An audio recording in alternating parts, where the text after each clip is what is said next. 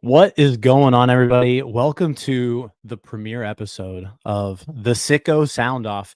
I'm your host tonight, Jim Rosati.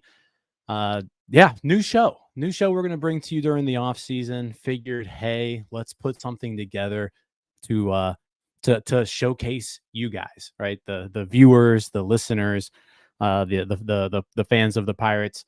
So every other Friday, we're going to be doing one of these episodes to enter into to join the show. You just join our Discord. So if you're not in our Discord, make sure you do it. It's in the link in the description, the bottom of the video or the podcast. But hop in that Discord. Every week when we do this show, we're gonna do like a contest. So we're gonna pick 3 to 4 people to come on the show every single week, and the floor is yours. You can talk about anything you want. I mean, this is a Pirates podcast, so probably going to be pertaining to the Pirates, but honestly, open forum. You can discuss anything you want here. Like I said, this is the show for you guys. I think it was last year I started calling you guys sickos, right? Because of just the intensity that you all have. You stick with us throughout the entire season. And so so off season, here we go. New show. This is for you. I said we've got 4 guests lined up for tonight who have already won our first contest in the Discord. So again, join that Discord if you haven't yet. That's going to allow you to get on here the next time we do this show, which will be 2 weeks from now. And again, this is a show for you guys. So we're going to keep it. I mean, it's going to be depending on how long you all want to talk is how long we will stay on here. I'm anticipating, 30, 35, 40 minutes or so, but who knows? We've got a talkative bunch here tonight, I believe. So before we get to everything, let me just read our ad from our friends at Bet Online. Bet Online is the world's most trusted betting platform and your number one source for everything sports betting. Every stat, matchup, breakdown, and even live odds and spreads to bet on during games, with the largest catalog of odds on everything from football, MLB playoffs, NHL, NBA to political props. When the game's over, head on over to our online casino, get in on a game of blackjack or poker, or unwind with one of our over 150 slot games. Head to the website today, get in on the action with America's most trusted site for online wagering. Bet Online, the game starts here. All right. So let's bring on our first sicko. That is Brett Gray. Congrats! You're our first ever sicko, Brett. How's it feel? I mean, I guess it's kind of fitting. As someone that closely follows the Sickos committee, is always a voter on the Sickos committee, and also enjoys Sickos this summer. I guess it's kind of fitting that I'm the first one here. I guess just right off the gates, let's just start with this 1-800-BUY-BUCKS. Season tickets are on sale now. They've been using my pictures left and right on ads for the Pirates games right at the end of the year. And I was going to thank you.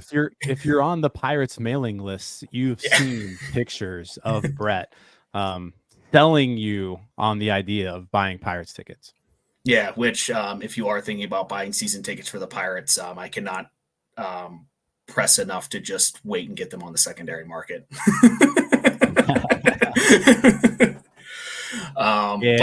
Yeah. But I guess what's up, Brett? What we got today? What do you want to talk about? I really didn't want to get into anything too serious on this. Like, true sicko in me, I really wanted to kind of touch on things that just really aren't that serious, but do kind of touch the game of baseball. The one thing that's been kind of bugging at me, and I don't know if I asked Alex or Noah about this as like a mailbag question, or it might have been a rain delay question. But they did something on Twitter, and I shot out a question of like, hey, Grimace is really like taking the world by storm for the Mets right now. He really is. There was a mascot in the Pittsburgh area that could somehow capture the attention and lore of this city and drive us to a playoff spot, what would that mascot be? So what I know, putting you right on the spot, Jim, do you have anything that comes right off your mind? The only thing I will caveat this by is that you can't use the Eden Park Smiley cookie. Smiley doesn't count. That's too obvious. That's like using Ronald McDonald. So I had 2 immediate things pop in my head. One of them was the Smiley cookie. Like the Smiley cookie was the first thing that popped in my head. Here's another one though that I feel maybe a little bit under the radar. How about Kenny Kangaroo? Ooh, that is one that did not even cross my mind. That would actually be a really good one. Yeah. The one that I was looking at a couple of different ones. I thought that these are a little bit off the wall. I remembered seeing like commercials for like Watley from Duquesne Light. That's one that popped out that just like Okay. makes no I don't because I said sense. I But don't live in it's Pittsburgh, so I don't have right. the UT. So I'm not sure. I'm not aware of Watley. Yeah, it's just a light bulb that looks like it's dressed up like a geek. I haven't seen a commercial for it in forever, but I remember it used to play all the time when I was in college on TV when I'd leave my TV on overnight.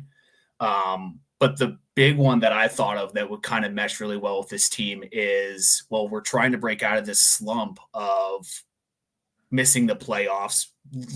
I mean, we had 3 years, right? But other than that, we really haven't been successful for the entire time that I've been alive. What we could really use, there's Watley. What we could really use is a slump buster, and I'm thinking the Duolingo owl just shows up to the game. I've seen pictures of that owl dressed up like in very revealing outfits for a mascot, which is kind of weird to say and conceptualize, but I think that somehow, some way, that we could capture the hearts of Pittsburghers everywhere by having Duolingo come to games next year at some point. We could even put it together with the team, market it as they're trying to get better camaraderie in the locker room. So they're all learning languages so they can all speak the same language. You just get Duo to show up, and true to Slump Buster form, shows up in like a golden thong. Hey, I mean, it's a Pittsburgh-based company. Exactly. It kind of fits the whole, the Grimace mold. I'm on board with the Duolingo owl. I could get on board with that. Here's actually, I don't know if this may be what you're referring to here. There's a picture I just found, the Duolingo owl wearing a bathing suit. Yeah, that's it. That's it. That's exactly it. Yes. So like, yeah, I'm picturing this owl popping up next to the Chick-fil-A cow. Like you do Spot the Cow and it just comes up out of nowhere. Or what if is the Ferris wheel still on the bridge? What if we had the owl kind of just going just round and round the Ferris wheel? Yes, just the entire game. You're telling me that if you're an opposing batter in the batter's box and you're seeing a giant green owl in a bathing suit going over and over on around and around on that Ferris wheel, that you're not going to be distracted? Oh, 100%. It's the bright green. Yeah. That's home field advantage right there. Absolutely. I mean, yeah, Pirate Parrot getting a girlfriend. Yeah. Yeah, good stuff. Good stuff. No, I mean, that's I'll say this, like, I mean, ever since the Grimace Mets, when was that? I think June he threw out the first pitch. And ever since then, I mean, they turned it on. So yeah, absolutely. And it takes something. Yeah. And as someone who grew up outside of Philadelphia, I can't freaking stand the Mets. So to see that happen has been kind of depressing. Yeah. I can't stand the Mets whatsoever. But yeah, just the magic. I mean, sometimes all it takes is just that little weird thing that everybody can stick to. Yeah, I'm on board the Duolingo owl. And then again, I think Kenny Kangaroo would be a pretty good one too. I mean, that's one way to get Rick Seaback to show up and throw out the first pitch, and that would get me in the seat every time. Yeah, so I mean, here's this Kangaroo. I mean, he's been all over the place. It says Kenny Kangaroo is 125 years old. Oh wait, no, the mascot is 50. So the actual kangaroo himself is 50 years old this year. They made it 75 years without a mascot there. That's crazy. How do you survive that long without a mascot? It has to be just living on rides, I guess. Ferris wheel can only take you so far. I mean, I guess the Thunderbolt. Thunderbolt's a big attraction. Yeah. Cool. Thunderbolt, Jackrabbit. I would say the Smiley Cookie, I think, is probably the easiest answer. Yeah. But yeah, there's some other good options. Yeah, I asked my fiance before I hopped on here. I was like, what her thoughts were, and she said the Duolingo bird would be insane, but then we'd have to get some kind of collaboration with the pierogies during the race too. It's like, yeah, that's a no brainer. Has to. Yeah, yeah. I would like to see like mascot relegation in the pierogi Yeah, races. I mean that's Yeah. one way to bring back what there's. Who were the two that left? Pizza Penny, and then there was another one that Pizza left too, Penny's right? gone, and then who's the other one? There was another is Bacon Bert still there? Bacon Bert's still there. Yeah. Unless they But just Pizza brought him back Penny's this out. year. Yeah, Pizza Penny's gone. She eloped to Italy, from what I hear. With Potato Pete. But And Potato then Pete's Pete back. came Yeah, back. that's what I'm Yeah, saying. Pete came back. Yeah, so I don't know. I don't know what the story is there. Yeah, the pierogi lore that exists. Yeah. And then the other thing I wanted to bring up too, and this one, I hope it's not as controversial as I think it is as I'm going through it in my mind, but one of my good friends who's every once in a while is brought up on Twitter and everything, you guys might know, is Nutsy Poo. Yes. Logan reached out or texted me the other day, and he goes, "Hey, what would your thoughts be if Elon Musk bought the Pittsburgh Pirates?" And my immediate thought was not like, "Oh God, I could never follow this team anymore." My text back to him was like, "Well, I already dislike the owner now, so what's that going to change now if Right. Elon Musk owns them?" The only thing that could potentially go bad about that or from it, I think, is that the Pirates will be the first team on the moon. He will absolutely he'll put them on the moon and move the team to outer space. No, I think no, this is a good topic because if there's one thing that Elon has, it's a boatload of cash, right? right. So whether you like the guy or not, right? Just from a personal standpoint, I mean, there aren't too many baseball owners out there who are universally adored, anyways, right? So there's always going to be people who dislike somebody. But as far as from a pure capital and money to spend, like if I had to choose, like right now, you could have Bob Nutting or you could have Elon as your owner. Like, give me Elon. I feel like he at least dump a ton of cash into this team and make them better. Like, so at the end of the day, I'll take that. Like, depending on what your feelings are of the guy, yeah, give me the richest guy and is he the richest person on earth or like top 5? I mean, he's up there if he's not the richest. So yeah, give me that. Give me someone with just a boatload of money to spend. How many rich guys have spaceships? Like, I think just him and the guy that owns Amazon too. So Jeff Bezos, right? I mean, that's basically it. I mean, the only concern I would even have outside, of course, this is just speaking about him actually owning the ball club and trying to do essentially capital improvements on it, is Twitter's kind of gone downhill since he's purchased it, or X. Sorry, it's X. I'll be banned from games if I keep on calling it Twitter. So I am worried about, does he actually spend the money wisely, or does he continue the perpetual money printing machine that we have currently? Yeah, I guess my thing though is like, even if he doesn't spend it wisely, I think just spending it for the sake of spending it would at least be fun. Like you look at Jerry Jones as an owner of the Cowboys, and like he's very involved in what they do, and they're not necessarily always the best team or a good team, but they're always interesting. So yeah, if Elon wants to come in and treat the Pirates like his own fantasy baseball team, like whatever, sign me up. I mean, if it means no more $80 million payrolls, I'm in. Yeah.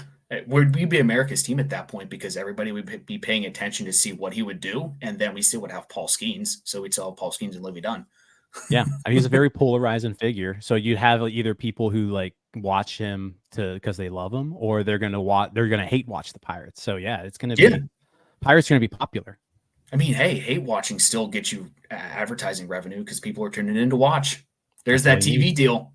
Yep, the eyeballs are eyeballs. Yeah. Exactly. But yeah, I mean, those are the 2 points I really wanted to touch on. I mean, nothing too much beyond that. Kind of received my time to the next Sicko to join in, but I appreciate being on, man. This has been fun. No, thanks for coming on, man. Appreciate it. So that was Brett Brett's our first sicko of the night. He mentioned a couple things there too that I just want to hit on before we get to our next sicko.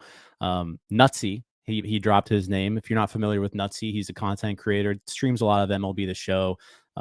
Big Pirates fan. He's actually going to be one of our guests on this Friday's episode of The Point. So The Point this Friday, it's going to have Alex Stumpf, Bucko, it's gonna have Nutsy, and it's gonna have Josh from the Bridge to Bucktober podcast. So make sure you tune in next Friday for The Point. Nutsy's going to be on there. One of us will be on there. The last episode was great. I think we've got all the technical difficulties figured out. So going forward should be super smooth.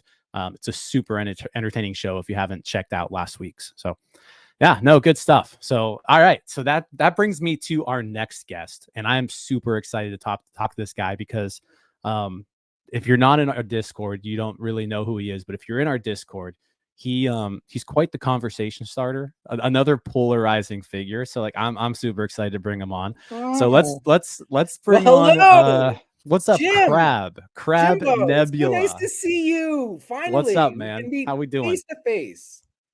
You can put a face to this crab now. We got a face to Crab. Yeah. How we doing? Good. I couldn't help it. You were here. You were talking about Elon Musk. Like seriously. Yeah. Right. Yeah. was it a joke? Was it? Well, that was what Brett wanted to bring up. So again, this is whatever you all want to talk about. Yeah. Fair enough. Brett, I respect you. I love you. I won't say anything negative about Elon Musk if that's your guy. I don't think he is.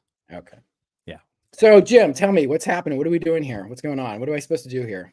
Yeah. So again, this is your show. You won the contest to come on here, right? And so this is your time, man. Just whatever you want to talk about. Do you want to yell at me for my thoughts about the Pirates? You want to talk about, your off season goals, what you would do. Again, if you're in the Discord, you know who you are.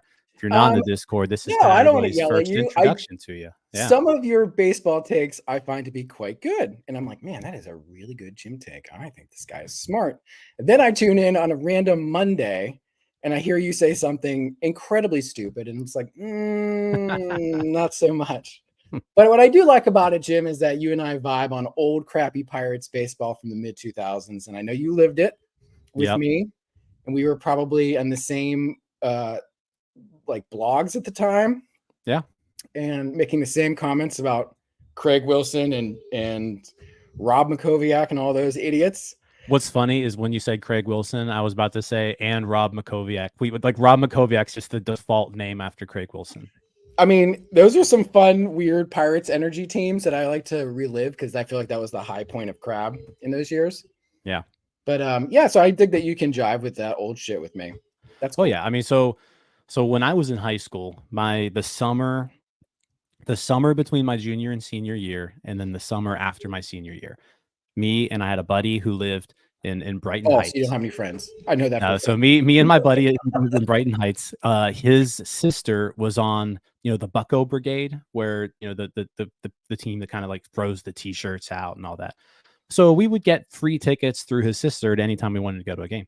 So that both of those summers we would head down to PNC Park every single day and we would go to the game. So those like 04, 05 teams, as bad as they were, I remember them fondly. Yeah, I went to a lot of games in those times. I remember going in like 2008, 2009 and just like showing up and just going behind like home plate.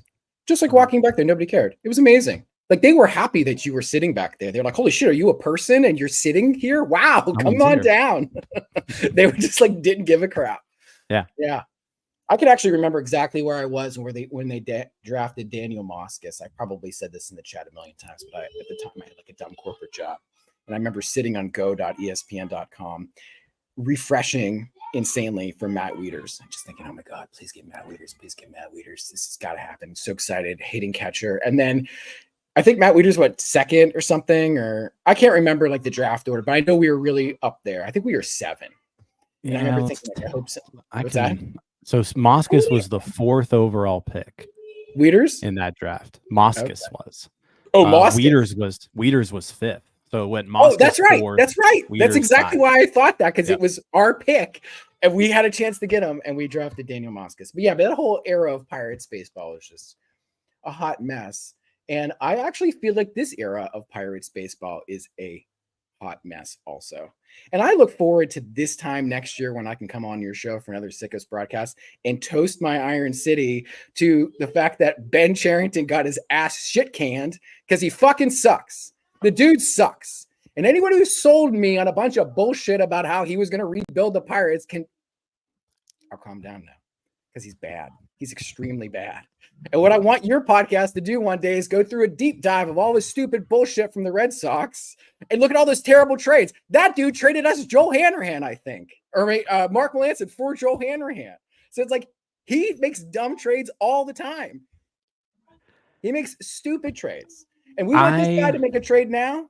I'm on it. I just want this team to suck and get through this so we can get on the other side and have winning baseball. And we can celebrate. Yeah, if you're not familiar with Crab here, Crab's definitely a more pessimistic Pirates fan. You would prefer the Pirates to be bad just so that they can get rid of everybody who's in charge right now. I think is probably it's what the you same want to Daniel do. Moskos energy that I had. Yeah. When that happened, I said, all right, I'm out. This is done. We have to get rid of this fucking guy. We just have to change. We have to do something different, man. I don't care if they lose for another 20 years. And we were like 10 years in at that point, I think, or over 10 years. But I was just wanted something different because if you hit rock bottom, it can't go anywhere but up. Right? That's generally my but I guess my counterpoint to that is rock bottom was already hit. Like rock bottom was 2020, 2021, 2022, right? Like that was rock bottom. Yeah, I mean, like those were.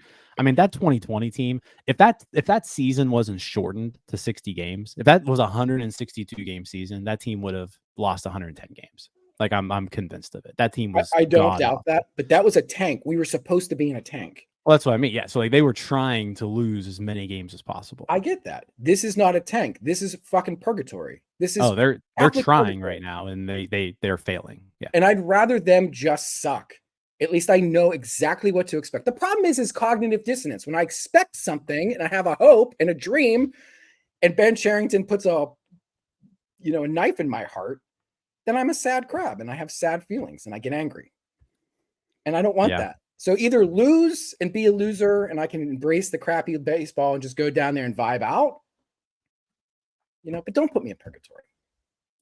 They're definitely in purgatory right now. Now, I think I think they're trying to not be in purgatory, but they're failing.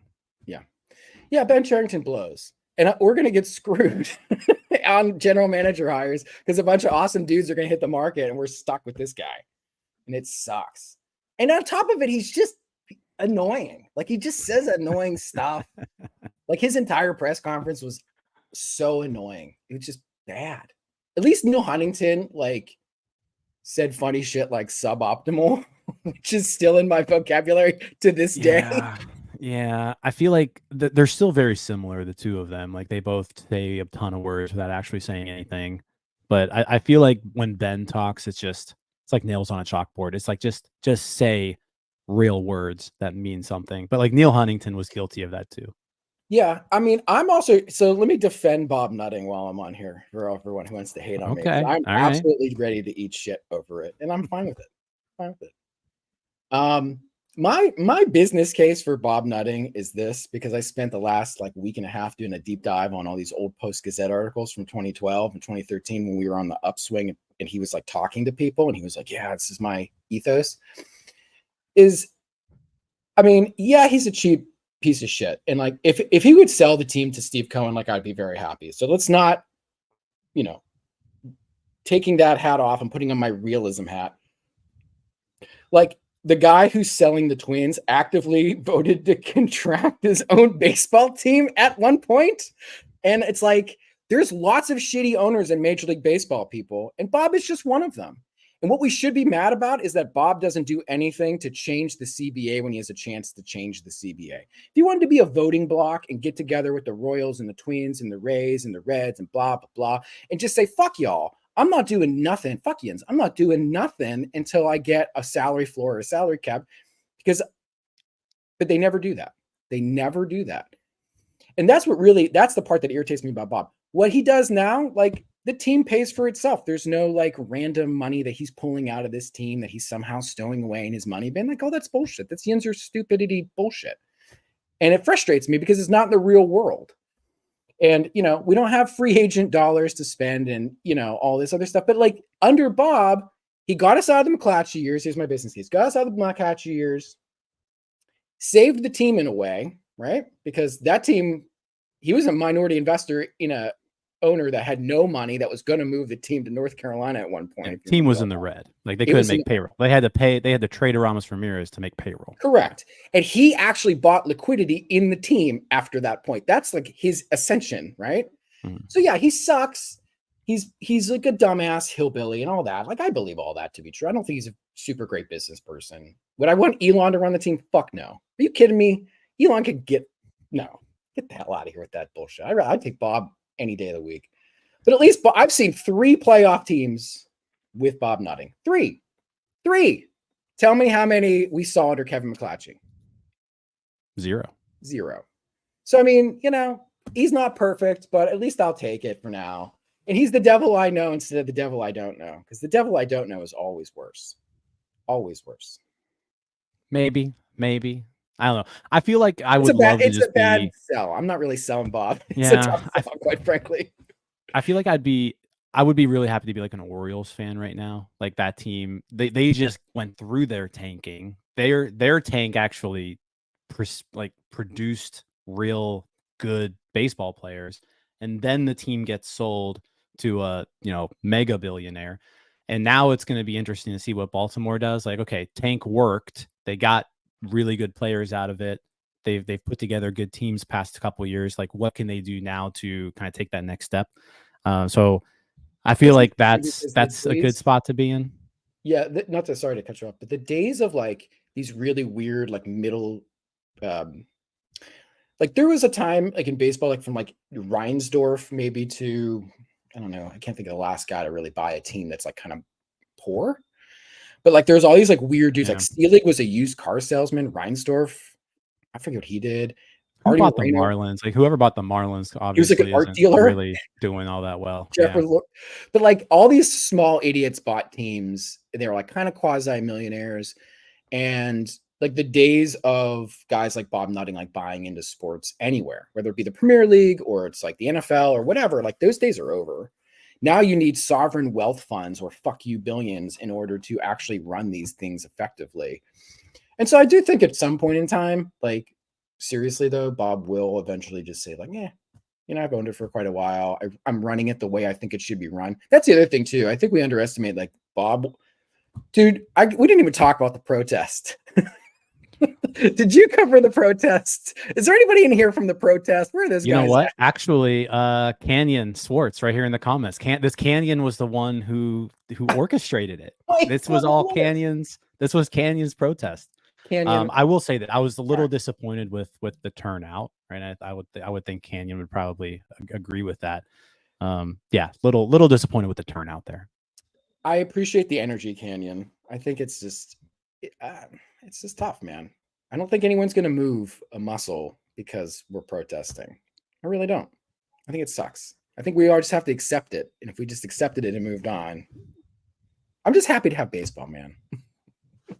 Yeah, it's a good. I mean, I get that. I get that sentiment.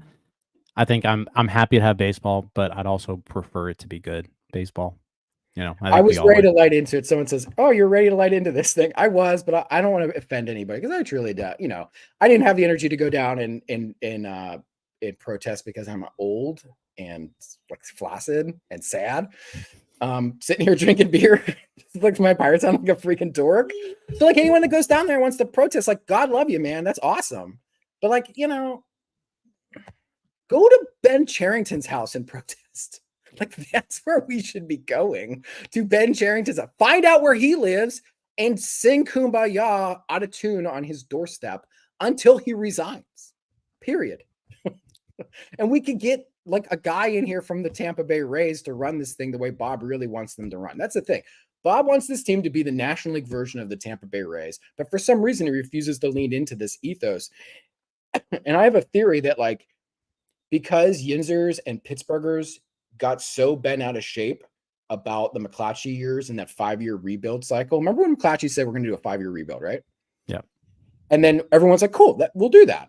And then 5 years happened, and then the team sucked, and we got a taxpayer-funded stadium, right? Remember this? And then to this day, my neighbor talks about that. Dayon talks about that. Yinzers talk about this. Their memory is long.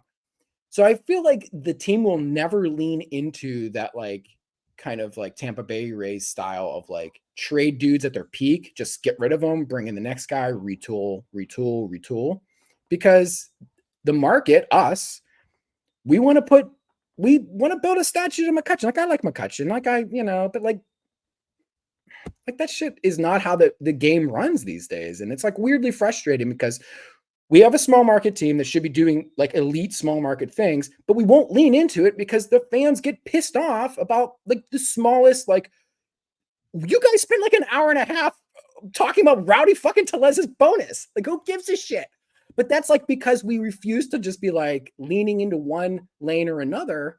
And it comes from like, I think Bob doesn't know what to do sometimes. And so he ends up hiring these like middle of the road guys that try to do both things in some respect. Like, I'll tear it down for you, Bob, but I won't offend too many Yinzers because we'll bring back McCutchen, but we won't bring back like it's weird, right? Yeah. I think my issue with this whole regime, at least the Ben Cherington era, is like I don't think they had to do this rebuild. Like I think Ben Cherington took over a team that Neil Huntington was trying to win with. They failed.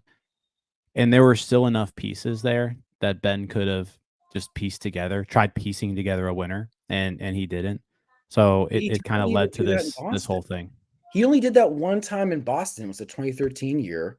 And that was sheer luck. Like Mike Napoli for $5 million because he was still undervalued in the market. That's luck. That doesn't happen today.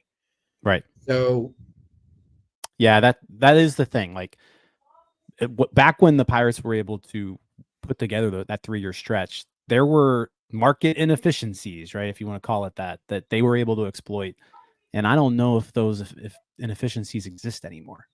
I don't think if they are, you need a super smart person to figure out what it is. There isn't, because this is a freaking game where a guy hits a ball with a bat. Like it's not rocket science. We're not curing cancer. So there's not like this bizarre, like we're going to figure out we're going to unlock the next part of the genome, guys. It's all there. We've been playing the game for 150 years. So it's like, like the market inefficiency, it's like on base percentage or whatever, Moneyball shit. Like when Andrew Friedman got a job with the Dodgers and just started like doing Moneyball with the Dodgers, like that was it. Game over. Everybody has the same data. There's no more like the shift. They banned the fucking shift, bro. Like, you can't even do that anymore. Pirates won on the shift. They got Clint Parmas to suck at hitting and be a vacuum cleaner, and everybody to pitch down in the zone. Like hit the ball in the fucking dirt. Make them hit the ball in the dirt. We'll suck it up, and we can't even do that. There's no efficiency anymore. So now it's just like the smartest guys in the room have to be running a team, and we have the stupidest guy in the room, in my opinion. God love you, Ben. If you're watching this thing, God, come to my house, man. Let's talk. Yeah. Good stuff, Crab. Hey, I appreciate you. Appreciate you coming on here. Thanks, it was fun. It was nice putting a face to the name too. Have you ever seen me before in the West End? You know what? I've never seen you in the West End before. But yeah, are you coming to visit? Next time I'm around. Next time I'm over. I'm good over my time. I don't give a shit. You have to cut me off. You pull me off. When are you coming over to visit? I don't. Next time I'm coming home is Christmas. So. And you're coming to the West End where I live. I might come to the West End. All right, man. Let's do it. Everybody, I'm going out with Jim when he comes home on Christmas, and we're getting shit-faced. There we go. We'll go to Wiggy's for wing night. They don't have beer there, but we can start at Wiggy's and go down. There we go. Yeah. Yeah. There's actually a bunch of shitty bars out there we can go to. And if anyone owns them, they're like good shitty. So love it. All right. Crab. Have a good night. Cheers to you. See ya. Cheers. See ya. All right. That was Crab. Yeah, if you're in the Discord, you're very well versed with Crab. He's always stirring stuff up. I think some people may find him annoying at times. Some people love him, but he's our Crab. He's our Crab. All right. we've got one more guest, but they're not here yet. So what we're going to do right now is we had a fourth guest who couldn't make it live tonight. So instead, he recorded his questions. So let's go ahead and just get to that. So this is Hatman. Hatman is who won here, but let's bring him on and see what he has to say. I'm being informed that I had to show up live. I did not realize that. That is my mistake. I'm just going to enter in there. I have, I think, 3 big topics here. Number 1 topic. If you had a bright leaf hot dog and then you had 30 more bright leaf hot dogs, could you eat them in about 30 minutes? I don't think you could. But if I gave you 3 hours, you probably could. The next question I got is, why is Neil so perfect? I mean, he's got the Catholicism, he's got that white boy flow, he's got the name Neil. I mean, what more could you ask for in a man? The third thing is, if you were manager of the Pirates, I want to make this Pirates theme now because this is a Pirates chat. How fast would you promote Tamar Johnson or Bubba Chandler? Do you think they should be on the at least Chandler on the 2025 opening day roster? Personally, I think he should be. Just because his name is Bubba, we need more Bubbas in the league. My other question, I guess, is, I really don't have another question, but I know I'm supposed to have 10 minutes. I've got 1:29 right now. My next question is, what city do you think should be getting an MLB team that do not have one right now? Personally, I think, all jokes aside, Oakland needs a team. Their fans have shown when they get support, they get support. I'm a little biased, but I think the Carolinas could support a team. We've shown we can support minor league baseball just as well. That's all I got. Thank you all for taking this call, and God bless. Namaste. Go Canes. All right, that was Hatman. The audio was a little shaky at times. He was kind of going in and out. But if you, I'm gonna take this question and we're gonna dissect it into parts here. That was great. The first question I want to address here is, if I had 30 hot dogs, could I eat them in 30 minutes? And the answer is absolutely not. I will say this: hot dogs are probably they're definitely a food that you can stack them up a little bit. They're not super duper filling by any means, especially if you're not like loading them up with a bunch of stuff. But 30 hot dogs in 30 minutes, no chance. And then he said 3 hours. I'm gonna say no to that. I think if you gave me 3 hours, I could maybe go like a hot dog every 10 to 15 minutes. So we're approaching maybe 15 or so hot dogs in a 3 hour span. But now 30 hot dogs, there's no chance. No chance. Next part of the question was about Neil. Why is Neil so perfect? Well, not everybody thinks Neil is perfect. So there's some people out there who definitely they're Neil haters, right? Neil's a big Derek Shelton defender, so they don't like that about Neil. But why does he have the flow? I don't know exactly the answer to that question. He's definitely the youngest of the bunch, with of all of the NS9 crew. So he's still in his formidable years, and he also just like runs for fun. That's another thing that Neil does. He's a runner, and I've never. Running for fun just sounds like psychopath behavior to me. So maybe that's why he stays young. He runs for fun. And the rest of us don't. So that's why we look like the way we do, and Neil looks like the way he does. Part 3 of that question: Termar and Bubba. I think the two aren't exactly similar in their situations. Tamar Johnson just reached AA this past season, still clearly having some issues with his approach, clearly having some issues with his hit tool.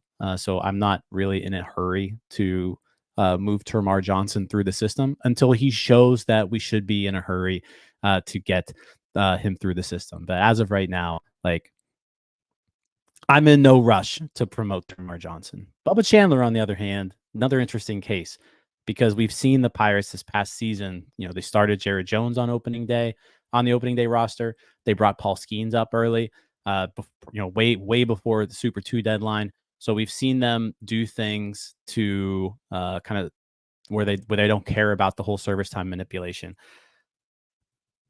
I don't know if I'm quite there to start Bubba Chandler on day one.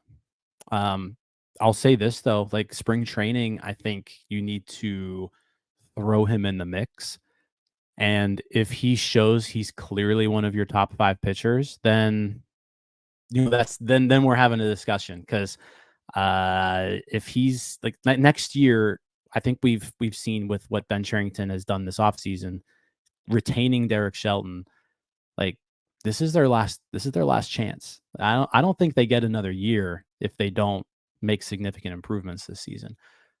And with that sort of pressure, you may see Ben be a little bit more aggressive with people like Bubba Chandler. So I think if Bubba Chandler shows and proves in spring training that he is clearly one of the top 5 starters in this organization, I think there's a good shot he can break camp with the team. If it's in question where it's like, you know what, there's 5 other really good options and Bubba's just one of those other options, then I could see him going to AAA, making a few starts, maybe doing a similar thing to what Skeens did this year, where they're like really monitoring his innings for the month of April, and then they bring him up and he can, pitch the entire year without any limitations. So I think that's probably what we see with Bubba Chandler. And I think there was one more part to that question. Let me get to some comments too. So first off, that's a question for Donardo, the hot dogs. Yeah, Donardo would love that hot dog question. I'm curious to see what he could. What else here? Without the bun, maybe 30 hot dogs, possibly. If I'm running, you better start following me because something is chasing me. Parliament says, has anyone ever seen Jim run? I don't know if anybody here has ever seen me run. It's not I don't move too quick nowadays. I actually got a bum foot, so that's no good. Running is for toward or away from something. Otherwise silly is what Matt says. What else here? Brett, the Jared Jones arc that Bubba is going to have next spring is going to hit. Mike, Bucko Mike says Chandler's in the rotation. Pit City, what? What if Skeens and Chandler are the best bats? That's another option. If Bubba comes up and wins Cy Young, do you think Bubba or Paul gets extended? Yeah, I would look to extend both of those guys if they're both that good. All right, last part of his question though was what city deserves a Major League Baseball team? I think you can approach this a few ways. I like where he mentioned like the Carolinas. I think that part of the country is certainly due for another team. If you look at the southeast part of the United States, it's a growing area. The Atlanta Braves kind of have a stranglehold on the whole region. So yeah, if we're looking southeast, you've got to consider like Charlotte and or Nashville as a potential opportunity. Some other ones kind of just to throw out there. Portland, they only have one pro team. Another Austin, Texas is, I believe, the biggest city in the United States that doesn't have a major league team, an NHL team, an NFL team, or an NBA team. So that's just another option. Bucko Mike says Pittsburgh. Pittsburgh would be a good city to put a major league team. I agree with that. So yeah, that's some good questions there. Like Parliament Films here. I think the Pacific Northwest, I guess just Seattle right now. So yeah, I could see Portland being in the mix for a team there. But not only did Hatman leave us with that video, he even said he just randomly sent me another video. So this is part 2 of Hatman. So let's see what he's got here for part 2. He said he couldn't come on the show today because he was watching the Miami Hurricanes game, which I'm not really sure what that means because Miami, as far as I know, isn't playing any major sport tonight. But here's his second video. Hello, Jim. I am coming to you live from the Superior Red ACC team with my Iron City Light. I have been drinking since about noon, and I am asking 2 questions with my Icy Light. I'm asking number 1 question: which Pittsburgh Pirate do you think would be the best football player? And if Icy Light is not on the table, or Iron Shitty, what drink do you think them Yinzers be drinking? That's all. Go Pack, go Canes. Signing out. You know what I just realized? Hurricanes is Carolina Hurricanes. That's what it is. He must be in Raleigh for a Carolina Hurricanes game. So that makes a lot more sense. All right. What Pittsburgh Pirate would make the best football player? I mean, it's gotta be O'Neal Cruz. Like, the dude's just a freak athlete, 6'7", just a monster. So yeah, O'Neal Cruz for sure. That's who I'm taking. You could plug him in a few different positions, I think, and he would be successful. What beer are Yinzers drinking if it's not an Iron City, if it's not Icy Light? Man, that's a tough one. I'll probably go with, just because it's brewed in Pennsylvania. You see it kind of all over the place. I'll say Yingling just for the sake. I'm going to go ahead and say that's the number 2 beer of choice for Yinzers. I'm not sure. It's not my number 2 beer of choice, but I feel like I see a lot of Yinglings when I go home. Matt says here Miller Lite. Obviously, I'm a Miller Lite fan. I can mess with some Miller Lite, but yeah, that's it. That's it for today. So we're 46 minutes in. That was a lot of fun. I'm super excited for more of these. Again, these will be every other Friday during the off season. We'll do the point, and then we'll do the Sicko Soundoff. We'll alternate Fridays. But yeah, definitely appreciate everybody coming on here. Brett, our first guest, he's a Patreon member as well. So if you haven't, and if you want to support NS9 even more than you do right now, hop into the Patreon, support us that way. The link's in the description as well. But appreciate every single one of you all who came on. Appreciate everybody in the comments. This was a lot of fun. Really looking forward to the next episode here. And yeah, hop in the Discord if you want to join the next Sicko Soundoff, because that's how we choose who comes on these. So that's all I got for tonight. Enjoy your Friday. Enjoy your weekend. Have a safe, fun weekend, everybody. This is Sicko Soundoff, and we'll catch you later. See you guys. Hey, you all. Thank you for watching. I know we try to provide the most entertaining content that we can, and we'd love to spread it to as many people as possible. So I know it doesn't seem like a lot, but if you could take the 5 seconds to like this video and subscribe to the page, it helps out so much more than you know. Thank you, and let's go Bucks.